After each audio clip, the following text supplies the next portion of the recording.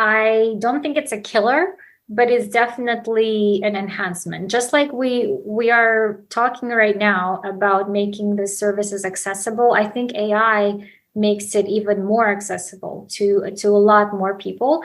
And to be honest, like I am testing a few of the AI tools because obviously I want to make sure that if they are good, I want them to be accessible to my clients.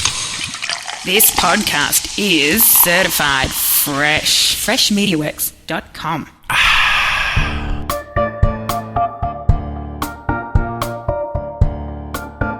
Welcome to Lunch with Chris. We're your host, Chris Daly, brings you uplifting interviews with extraordinary individuals making a positive impact. Join as he introduces remarkable people who have left their mark on their respective fields. My next guest came to America from Eastern Europe by herself as a teenager.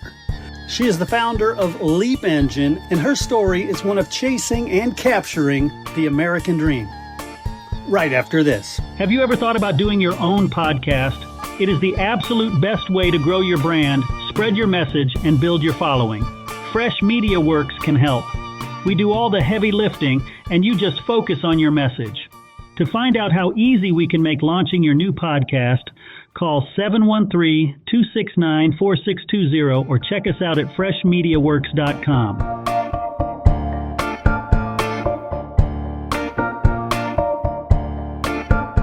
All right, everybody join me in welcoming Aya Kikimova to the show. Aya, how are you today?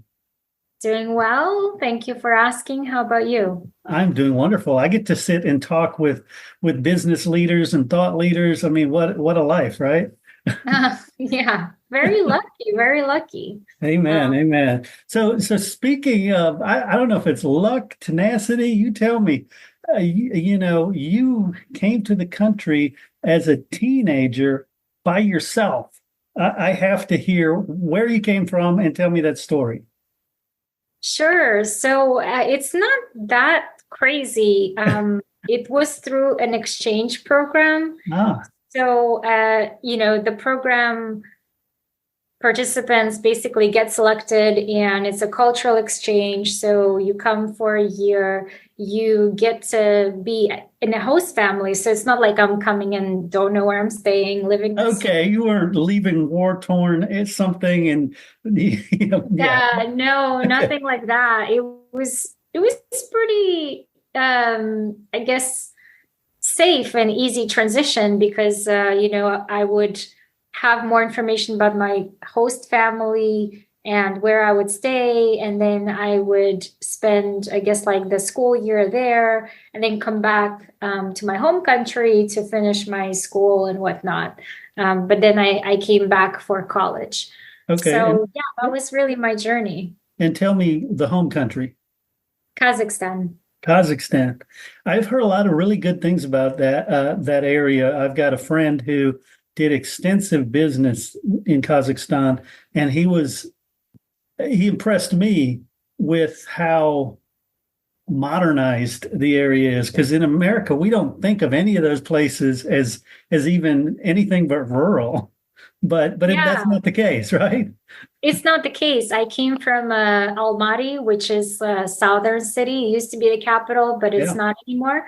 But it's kind of like the New York of Kazakhstan. It's at the time it was 2 million. I think it has grown now, and it's a big kind of metropolitan area. Yeah. I wouldn't say it's like super modernized. What your friend probably saw is the capital, which is I think called Nur Sultan now, used to be called Astana, and they have hired international architects from around the world, like famous ones, to come in and develop these gorgeous high-rise buildings that are pretty much like designer buildings. And if you do come, it looks futuristic, which is kind of interesting for a country that is not very well known, but they've done a really good job with modernizing the city and bringing in more talent from abroad and things like that. Nice. And so when you came to the States, where was your host family? Ohio. I still am in touch with them. I love them. They are like my American family. They're big American family. They've got like 5 kids and 10 different animals and pets, and everybody's loud. And it's like such a Midwestern Yes. kind of like the heart of America. Totally agree. This family is quite amazing. And they have definitely, my host mom, like I actually call her my mom, my American mom. She was pivotal in my kind of choosing to be here in America, to applying to college here, to coming back to America, because I was about to go to England or Australia or Bulgaria. Nice. And so you came back to America and you went to college where? Ohio, because again, I was just 30 minutes away from my host family and my own like Kazakh family. My mom kind of said, well, if you're going so far away from me for so long, you might as well be close to people who love you Right. and who, if anything happens, they'll be there for you. So when you say Ohio, is it Ohio University or the Ohio State? Ohio Wesleyan, it's a very Okay. small private school. Yeah. Nice. Not far from either of those. Yeah. It's cool. And so talk about your college. What did you study there? What did your degree and how it got you to where you're at? So I studied economics because that was the closest degree to business. And I wanted to be like my mom, who was an entrepreneur. And I wanted to, at some point, be in business and kind of be in that field. But I was also curious about computers. It's a really funny story, actually. In Kazakhstan, computers were not very accessible. And when I was in high school, maybe there was a computer from the 80s that had like that old screen with the blinking green lights and whatnot. It just feels so behind of the modern days. And I did not even know how to type when I first came to America. It was like super rare. We would get access to a computer maybe once every couple of weeks. And so I came to America as a high school student. I learned how to type very fast, but then I was like, oh, what degree am I going to choose in college? And then there was the degree called computer science. And I thought, oh, well, I must learn more about computers. Mm-hmm. And little did I know that it was actually coding. And I had no idea that it involved coding. And I had to learn C++ and attend very advanced math classes that were very scientific, and that degree kicked my butt. Yeah. Yeah, that was very hard because I did like all-nighters. I stayed up and coded and tried to figure out a problem, but I thought that's not for me. I thought that this is going to be just to learn how to use a computer faster. Nice. And tell me the transition from college to Leap Engine. I'm sure it wasn't just, flip the switch and it's on. I'm sure there were some stops. Yes, it wasn't so easy. I graduated in 2008. It was big crisis. Nobody was hiring. I was an international student requiring a visa sponsorship.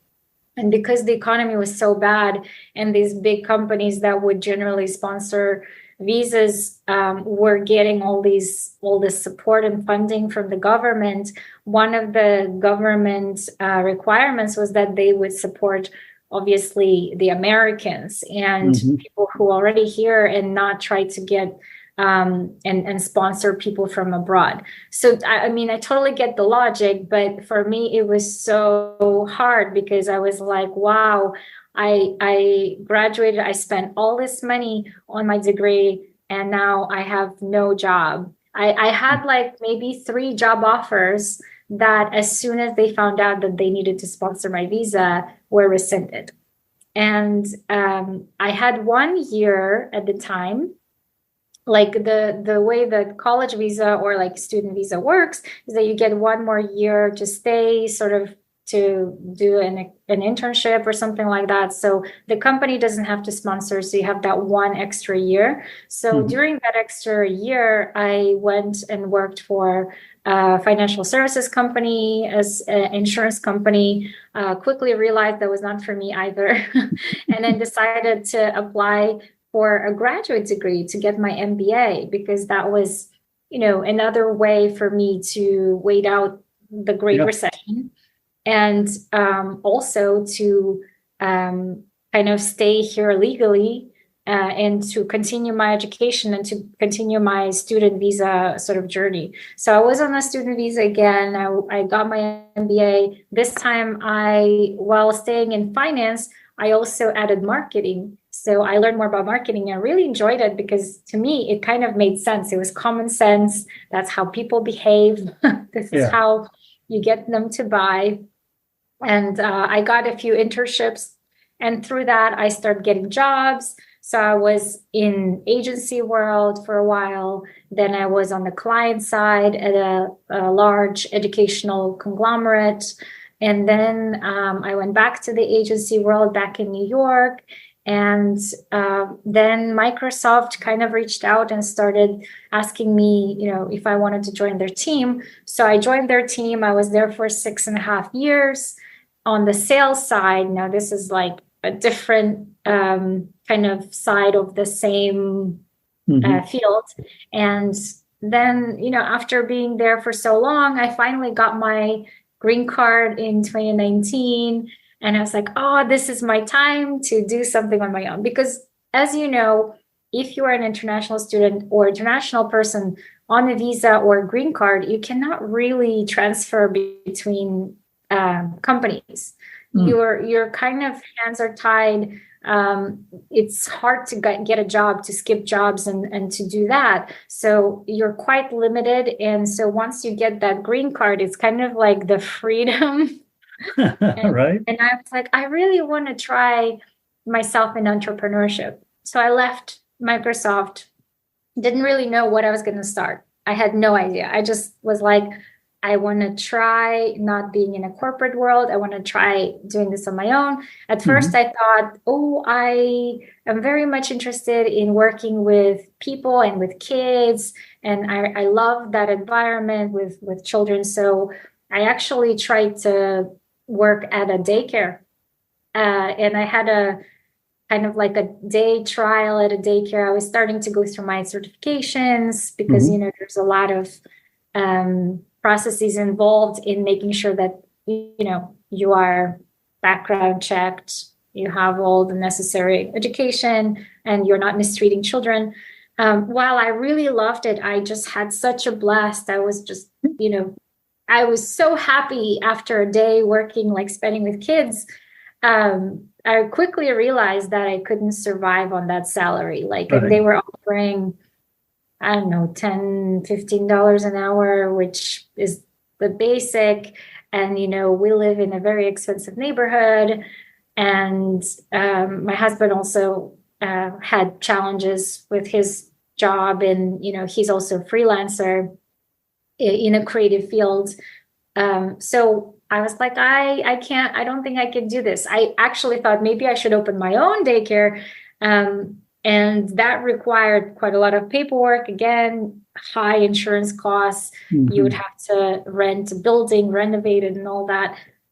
Quite a huge investment that I wasn't ready for. So I thought, like, in the meantime, maybe I should just carry on helping as a freelance marketing. So I kind of found one client through like local word of mouth, and then carried on while I was on maternity leave, just kind of checking in here and there. And then when my baby was 6 months, all of a sudden, I got like at least 3 or 4 more clients referred to me. Nice. And I was like, okay, this is going to become a business. This is going to become a company. So Lee Pension was kind of born very quickly through that. And then I figured out how to get more help because I couldn't do it all by myself. Yeah. And now we are 14 people strong, sort of on our way to get our first, I guess, like $1 million in revenue. And, the plan is to multiply that over time, but also we're not like rushing to grow so quickly because, our relationships with clients are very special. we have 90% retention rate. The clients that usually don't work out are usually the ones that we kind of politely say, like, I don't think it's going to work, or their businesses just doesn't have a good model and they fail, which happens to our clients. But our relationships are very, very special. Our clients are like, it's almost like family. They're part of their team, and we don't have long-term contracts, and nobody's leaving because, we're happy, they're happy. It's just that kind of relationship. Nice. And we drive results.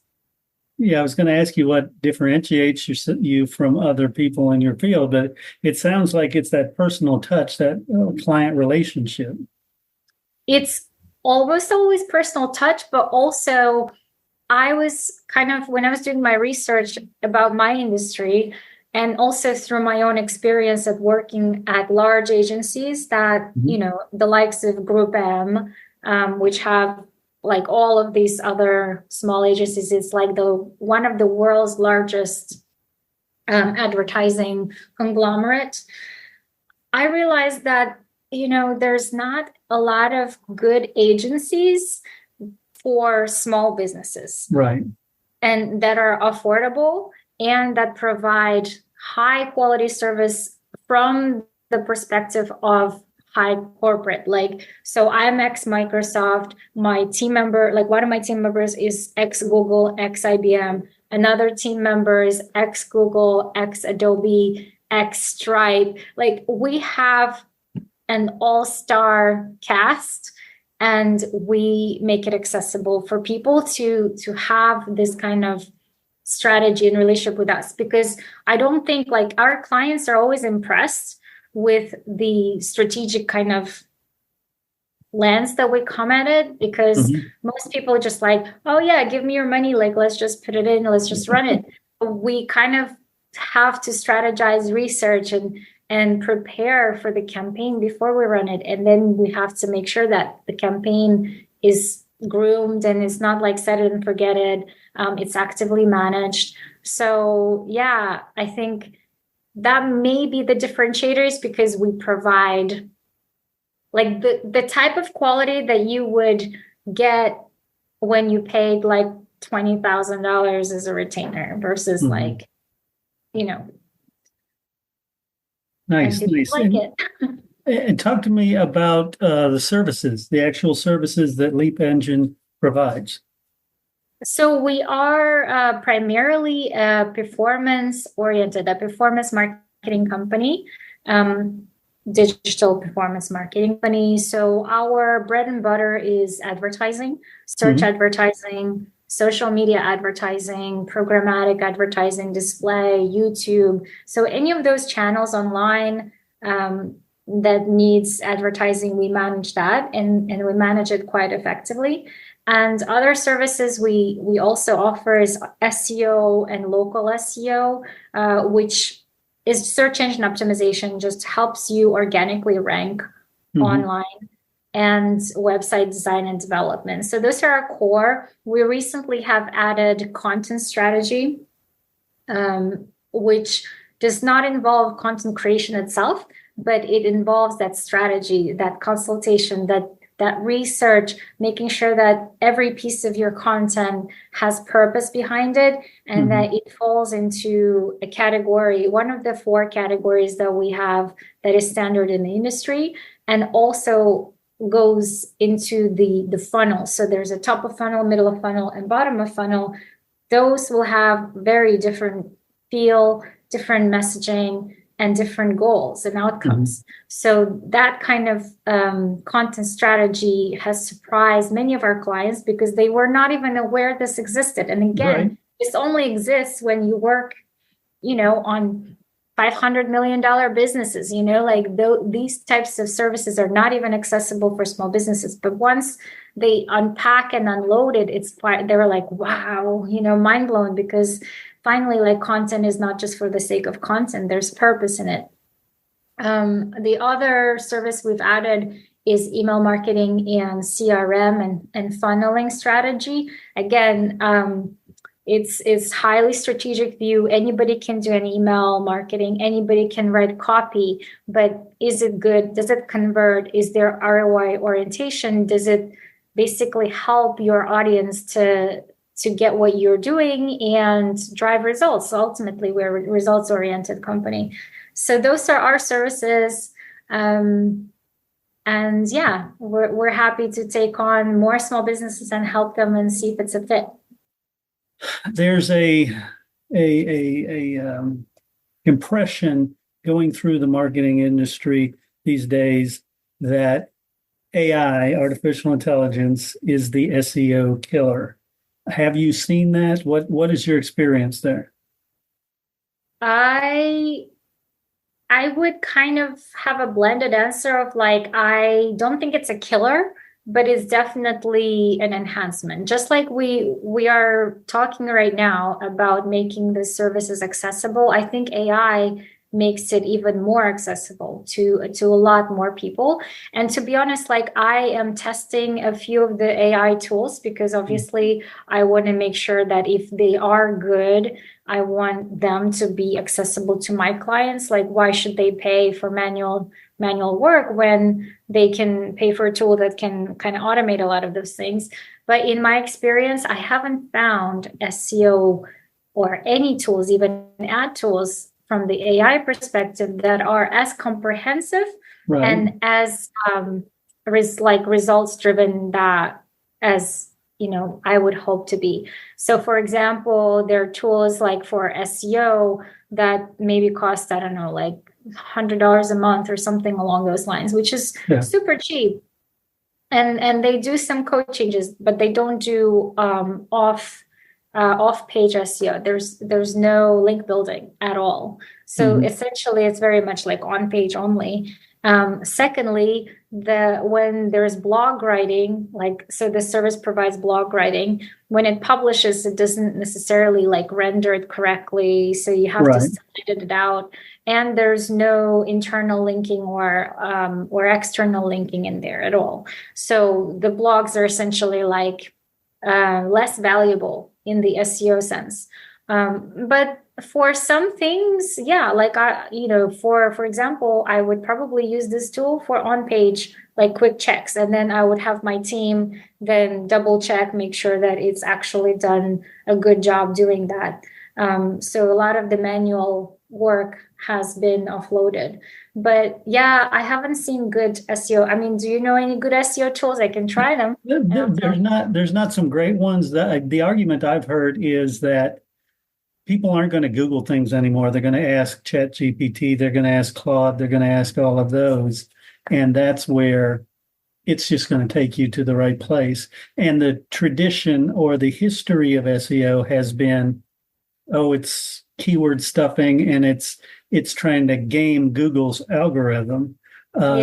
So AI will just eliminate that. I don't think they will, because AI is still early.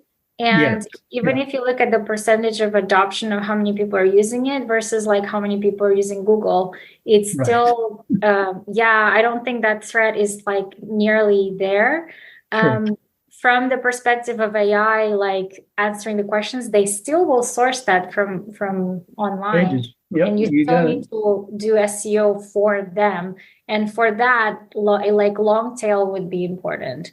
Right. So I think SEO will just shift in a direction of like FAQ style, because that's what people are doing. They're no longer typing, dentist, whatever, like in so-and-so city. I mean, they can still, majority of people still do that, but the behavior shifting towards, hey, what would be the best, like it's an actual question. Right. It's a conversation instead of keyword. Right. Yeah. And if you can provide that answer, like you can type that question in your FAQ and you have an answer to that, you will rank higher for that particular query. I agree. No, I love that answer. And I agree. That's where I think it's going. Speaking of trends and the future, though, by example, a few years ago, Facebook ads were hot. Now the highest ROAS, this came out a couple of weeks ago, of any medium is podcast advertising. What do you see as trends that small business owners need to pay attention to? Yeah, I mean, that's like really interesting that podcast advertising has highest ROAS. And probably because podcast advertising doesn't really have like such high ad spend. I think a lot of it has to do with competition. And if you can essentially at the bottom of advertising, like if you strip all of it, is eyeballs or like basically brains. How many brains can you reach? And attention, and how you reach it is irrelevant. The only relevance it makes is where it's expensive, where there's too much noise, and where can you get that share of voice that's higher. So the reason probably that podcast advertising has highest ROAS is because you have undivided attention of a listener, and there is social proof embedded in it because they listen, they hear you, you're a real person, there's trust, and they can go and type. The only thing with that is I think the lost, there might be like a lot of traffic or like eyeballs lost because they forget to go and type it in, or there's no direct click if you know what I mean. Right. No, I agree. That's a big stumbling block. It's more for branding than anything. Yeah. Yeah. But for our clients, we have seen that like consistently Google is there's nothing that beats Google. I mean, for one of the clients, Facebook did beat Google for like getting 26 ROAS, but that's rare. That's like super rare because Google always outshines. And just the nature of Google, people are searching they already know they're problem aware or solution aware, versus on a platform like social media, they're in the browsing mode, discovery mode. They may be problem aware, but if you can like get them to say problem aware, direct link to solution aware, then they're more likely to convert. But yeah, that's interesting. Trends are very important, but at the same time, these mega channels are not going anywhere, I think. Right. Yeah, don't ignore the basics, chasing the trend. Yeah. Yeah, I mean, if you think about the 80-20 rule, where's your 80% of revenue coming from? Right.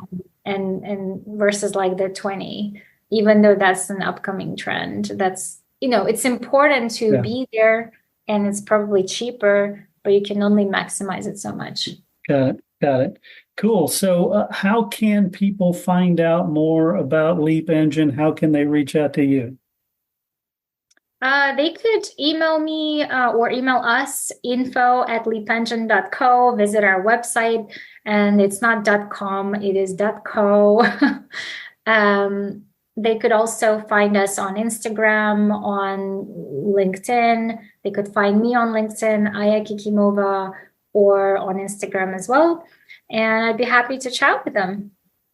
Yeah, and we'll definitely put all that in the show notes. I want to thank you so much for sitting down with me, sharing some of your story, and inspiring small business to know that they have a resource.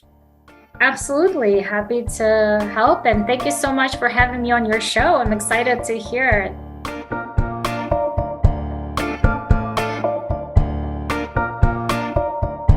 Hey, you there. Yes, you. Have you ever thought about unleashing the power of AI for your business? Fresh Media Works is here to make it happen. From boosting productivity to revolutionizing customer experiences, AI holds endless possibilities. A small investment in AI, combined with our expert guidance, will begin to transform your business quickly. Ready to dive in? Give us a call now at 713-269-4620 or head over to freshmediaworks.com/AI.